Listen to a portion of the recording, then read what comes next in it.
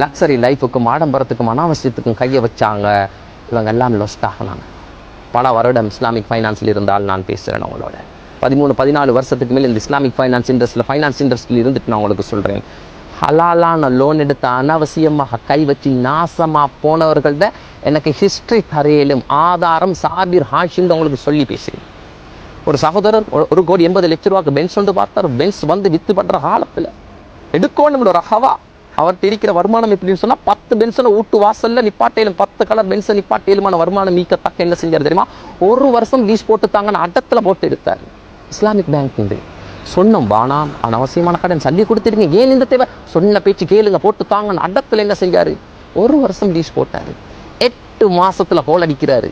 Leasing கம்பெனிக்கு போட்டு கொடுத்தவருக்கு கோல் அடிக்கிறார். என்ன அவசரமாக வந்து என்னோட சாவி எடுத்துட்டு போயிட்டு காரை வித்து கெட்டுங்க, இல்லாட்டி காரை பற்ற வச்சு போடுங்க, எனக்கு பைத்தியம் பிடிச்சிக்கு இந்த லீஸால் எனக்கு ஒன்றும் செய்யலாம், அவசரமாக வந்து காரை எடுத்துட்டு போங்க, சாவி எடுத்துட்டு போங்கன்னு புரோடுறாரு. போயிட்டு கிட்ட உட்காந்து பேசினா விளங்குது அட்ட லாஸ்ட் பிஸ்னஸ், அட்ட லாஸ்ட்.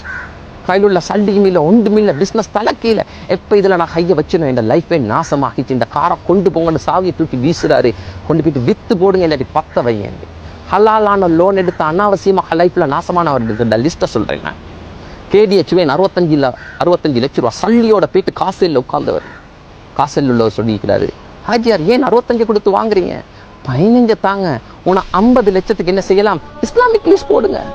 கல்பு நபுசு என்ன சொல்லிச்சு தெரியுமா? கிட்டுள்ள நண்பர் சொல்றாரு, வானண்டா வானம் சல்லியை கொடுத்துட்டு வானமா சும்மேரி 1 வருஷத்துக்கு எவ்வளோ போகும், 2 வருஷத்துக்கு எவ்வளோ போகும், 3 வருஷத்துக்கு எவ்வளோ போகும்னு அவரோட டீல் பேசிட்டு 15 லட்சத்துக்கு கொடுத்து 50 லட்சத்தை ஓரமாக்குறாரு. கூட்டாளி சொல்றான், சல்லிக்கு கொடுத்துட்டு வானம் இந்த லோன் வானம்ட போக்கல 50 லட்சத்தை வச்சு உன்னை 2 வாகனம் வாங்கலும் பிஸ்னஸ்ல போட்டாண்டு தலக்கணத்தோட திமிருத்தனத்தோட அல்லாவை மறந்த நிலைமையில் என்ன செய்யறாரு?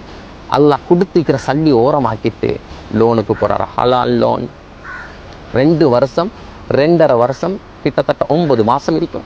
2.5 வருஷத்துல என்ன நடக்குது? கெட்டிக்கொண்டே இல்லாமல் இருவு பீட்டு தடுமாறி ப்ரெஷர் பண்ணி லீசிங் கம்பெனியால் இஸ்லாமிக் பேங்கால் கால் பண்ணுறாங்க, உங்களோட வாகனத்தை விற்று செட்டில் பண்ணுங்க அல்லாஹ்க்காக வேண்டி, உங்களோட வாகனத்தை விற்று செட்டில் பண்ணுங்க அல்லாஹ்க்காக வேண்டி, உங்களோட வாகனத்தை விற்று செட்டில் பண்ணுங்க அல்லாஹ்க்காக வேண்டி கெஞ்சிறாங்க.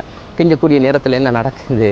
இவர் ஒன்றும் செய்ய இல்லாமல் வாகனத்தை விற்று செட்டில் பண்ணுறாரு. செட்டில் பண்ணி பார்த்தா என்ன தெரியுமா நடக்குது? பேங்கால சொல்கிறாங்க, நீங்கள் எங்களுக்கு தாரத்துக்கும் இல்லை, நாங்கள் உங்களுக்கு தாரத்துக்கும் இல்லை, 0-0 சரியாக டாக்குமெண்ட் 0-0, நீங்கள் தாரத்துக்கும் இல்லை, நாங்கள் தாரத்துக்கும் இல்லை. இவர் கேட்குறாரு, நான் கொடுத்த 15 லட்ச ரூபா என்னாச்சு? ஒன்றும் செய்யலாம். நான் கெட்டின லீஸ் என்னாச்சு? ஒன்றும் செய்யலாம். டிப்ரிஷியேஷன் அவரோட ப்ராஃபிட்டை மட்டுமே கெட்டின சல்லியில் கழிச்சு வாகனத்தோட வெளியூ குறைஞ்சி 100% மேல் டாக்குமெண்ட்டை கொண்டு என்கிட்ட சொல்கிறாரு, அஜா சரியாக கணக்கு பார்த்துக்கிறேன்னு சொல்லுங்கள், நான் கொடுக்குறதுக்கு மேலே அவன் தாரத்துக்கும் இல்லைன்னு சொல்கிறான்.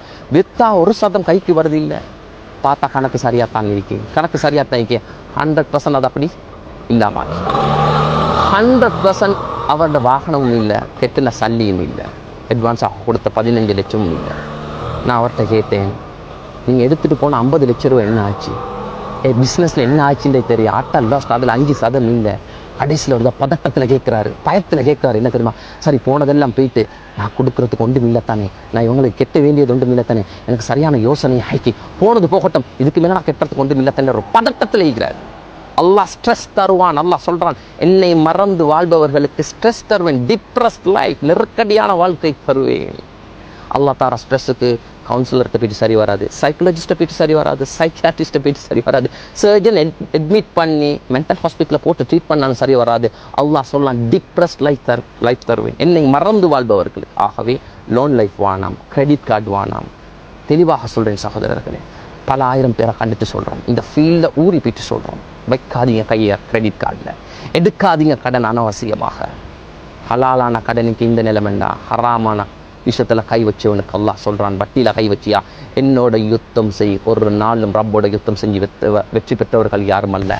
எடுங்க உங்களோட கிரெடிட் கார்டை, உடைங்க எந்த கரங்களால் வல்லாஹு ஹைருர் ராஸிகீன், ரிஸ்க் அளிப்பது நாயனி, நீயே சிறந்தவன் அல்லாஹ்வின் மீது நம்பிக்கை கொண்டு யாரும் உங்களோட கிரெடிட் கார்டை உடைக்கிறீங்களோ அந்த கரங்கள் அல்லாஹ் ஸகாத் சதகா கொடுக்கும் கரங்களாக, பல பேர் இந்த கரங்களை கொடுத்து ஹிதாயத் பெறும் கரங்களாக, நீங்கள் போகும் இடமெல்லாம் ஹிதாயத் நசீபாகும் ஒரு மனிதனாக அல்லாஹ் உங்களை பொருந்திக் கொள்வான்.